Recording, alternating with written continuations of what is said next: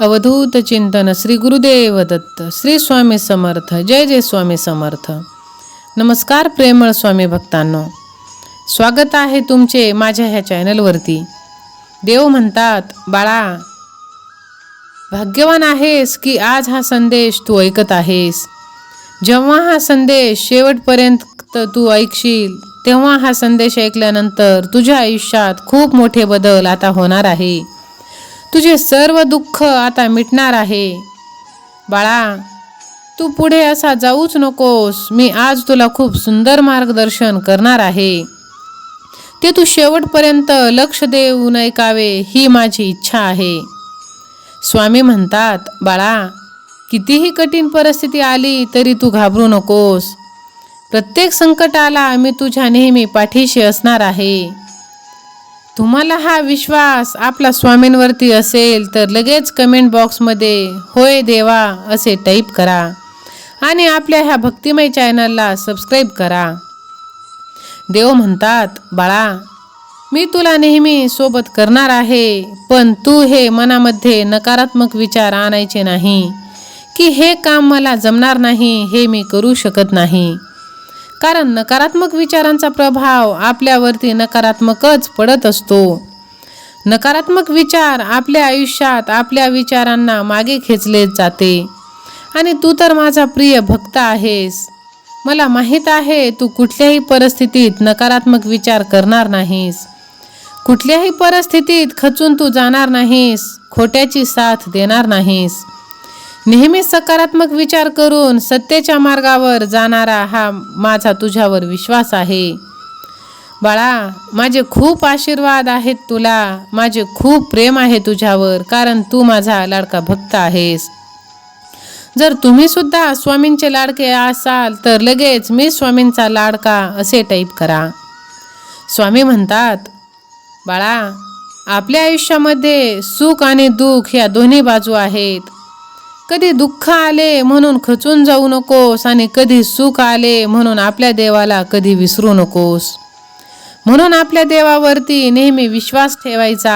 आपल्या परमेश्वरावरती विश्वास ठेवून प्रत्येक संकटाला न खचता सामोरे जायचं. खंबीरपणे एक एक पाऊल पुढे टाकत जायचं, कारण आपली स्वामी आहे आपल्या पाठीशी. आपल्या ब्रह्मांड नायकाची शक्ती आपल्या नेहमी पाठीशी आहे, हे कधीच विसरायचं नाही. त्यांचे आशीर्वाद त्यांचे प्रेम आपल्यावरती आहेत. त्याचे नेहमी स्मरण ठेवून प्रत्येक वाट आत्मविश्वासाने चालायचे. देव म्हणतात, बाळा आयुष्य खूप साधा सोपा आणि सरळ हे कधीच नसतं. ते आपल्या सकारात्मक विचाराने, प्रामाणिक प्रयत्नाने, आपल्या चांगल्या वागण्याने ते आपल्याला घडवावं लागतं. सर्व काही आपल्या हातातच असतं बाळा, कारण तूच आहेस तुझ्या जीवनाचा शिल्पकार. तू जसा तुझ्या आयुष्याला वळण देशील, आकार देशील, तसे तसे तुझे आयुष्य घडत जाणार आहे. जसे चांगले विचार, सकारात्मक विचार तुझ्या मनामध्ये येतील, जीवनामध्ये येतील, तसे तुझे जीवन चांगले घडत जाणार आहे. तुझ्या अंगी नकारात्मक विचार कधीही मनामध्ये येऊ देऊ नकोस बाळा, कारण नकारात्मक विचार करणे हा फक्त तुला त्रासच देणार आहे आणि त्याने तुला फक्त त्रासच होणार आहे. तुझ्या आयुष्यात तुला तुझे आयुष्य कसे घडवायचे आहे, तुझी स्वप्न, तुझी ध्येय कशी पूर्ण करायची आहेत, सकारात्मक विचार आणे की नकारात्मक विचाराने, हे सर्व तुझ्याच हातामध्ये आहे बाळा. तुझ्या प्रत्येक प्रयत्नांना, तुझ्या प्रत्येक कष्टाला माझी साथ आहे. माझे आशीर्वाद तुला आहेत. मला तू खूप प्रिय आहेस. बाळा तू सर्व काही त्रास सहन करून माझे नामस्मरण अखंडितपणे करत आहेस. माझी सेवा तू अखंडितपणे करत आहेस. माझ्या सेवेमध्ये तू कधीही खंड पडू देत नाहीस. मला हेच प्रिय आहे बाळा. तू माझे नामस्मरण नेहमी करत आहेस. बाळा हाच विश्वास नेहमी आपल्या स्वामींवरती ठेवा. जर तुम्हाला हा विश्वास आपल्या स्वामी आईवरती असेल तर स्वामी आई मी तुझं बाळ आहे असे टाईप करा. स्वामी म्हणतात, बाळा जेव्हा तू अखंड नामस्मरण करतोस तेव्हा तुला हे माहीत नसतं की मी तुझ्या बरोबर असतो. मी तुझ्या नामस्मरणांमध्ये असतो, तू ओळखू शकत नाहीस. मी कुठल्याही रूपात तुला दर्शन देतो, तुझ्यासमोर येतो, पण हे तू ओळखायला शिक. तुला तुझ्या अंतरात्म्याने ओळखायला आलं पाहिजे. आम्ही कुठल्या रूपात तुझ्यासमोर असतो. तुला जर माझ्यावर विश्वास असेल तर स्वामी सेवा आणि मी असे लगेच टाईप कर. बाळा, या जगात कोणीही विनाकामाचा जन्माला आलेला नाही आणि या जगात ज्याचा उद्देश नाही असं काही निर्माण झालेलं सुद्धा नाही. प्रत्येक गोष्टीला, प्रत्येक वस्तूला, प्रत्येक झुडपाला आणि प्रत्येक प्राण्याला स्वतःचे असं वेगळं महत्त्व आहे. ज्यांच्यामध्ये काही ना काही अलौकिक गुण आहे आणि तो अलौकिक गुण काय आहे हे ज्याला कळलं तोच मोठा होत असतो. ज्याला आपल्यात काय आहे हेच कळत नाही त्याला कधीच मोठा होता येत नाही. ही सर्वात मोठी वस्तुस्थिती आहे. आपण सर्वांनी मान्य केले पाहिजे. त्यामुळे खरं तर पहिले जर कुठली गोष्ट असेल तर पहिले आपण कोण आहोत आणि आपल्यात काय आहे याचा पहिल्यांदा शोध आपण घ्यायला शिकलं पाहिजे. रस्त्याने चालता चालता आपण सहज म्हणतो की मी त्याला संपूर्णपणे ओळखून आहे, मला माहीत आहे तो कसा आहे. अरे, तू त्याला ओळखून आहे, पण तू स्वतःला ओळखलं आहेस का? मित्रांनो, सर्वात मोठी अडचण आपली हीच आहे की आपल्याला फक्त दुसऱ्यांमधील दोष दिसतात, आपल्या स्वतःमधील नाही. त्यामुळे आपण ज्याला आपल्या आयुष्यात खरंच काहीतरी करायचे आहे त्याने इतरांना ओळखून निरखत आणि स्वार्थी म्हणत बसण्यापेक्षा स्वतःला पारखत निरखत म्हणजे आपण काय आहोत, आपल्याला काय येतं याचा मूळ विचार केला तर निश्चितपणे इतिहास घडण्याचं समर्थ आपल्यात आहे.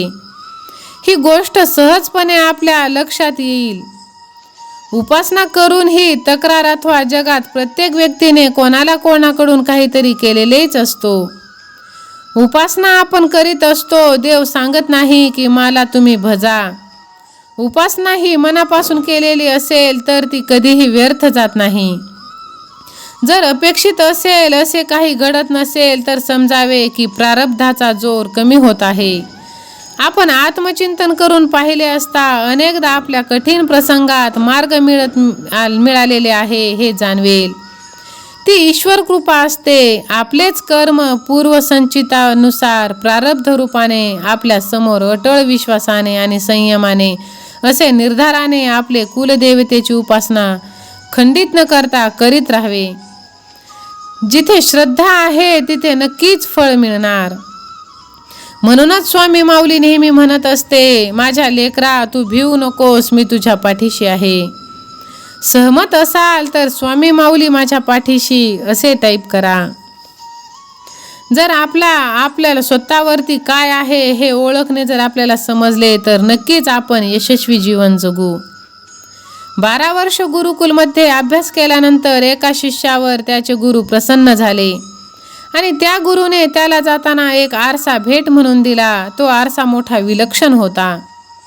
आरसा काही भेट म्हणून देण्याची वस्तू आहे का असे त्या शिष्याला सारखे वाटत होते. पण त्या गुरुने त्याला सांगितलं की हा साधा आरसा नाही, या आरशामध्ये तुला लोकांच्या मनात काय चाललंय हे सुद्धा समजेल. माणसाच्या मनात काय भाव आहेत हे तुला दिसेल. हे ऐकून शिष्याला फार मोठा आनंद झाला आणि त्या शिष्याने पहिल्यांदा आरशाचं तोंड सरळ आपल्या गुरुकडे केले आणि आपल्या गुरुच्या मनात काय चालले आहे हे त्याने पाहिले. आणि गुरूंच्या मनात काय भाव आहेत हे शिष्याने पाहिले असता त्या शिष्याच्या लक्षात आले की आपल्या गुरूंच्या मनातही क्रोध, अहंकार आणि स्वार्थ आहे. तो शिष्य मनातल्या मनात म्हणाला की मी तर यांना माझे परम गुरु मानत आहे जो निस्वार्थी आहेत. असे म्हणत शिष्य शांतपणे स्वतःच्या घरी चालत निघाला. घरी जात असताना शिष्याने सर्व रस्त्यावरील माणसांच्या पुढे हा आरसा धरला आणि त्यांच्या मनात काय चालू आहे हे तो पाहायचा. आणि त्याला प्रत्येक माणसाच्या मनात काही ना काही कपट, दोष, स्वार्थीपणाने भरलेले आहे हे दिसले. शेवटी घरी आल्यानंतर त्याने आपल्या आईवडिलांसमोर सुद्धा आरसा धरायचं सोडला नाही.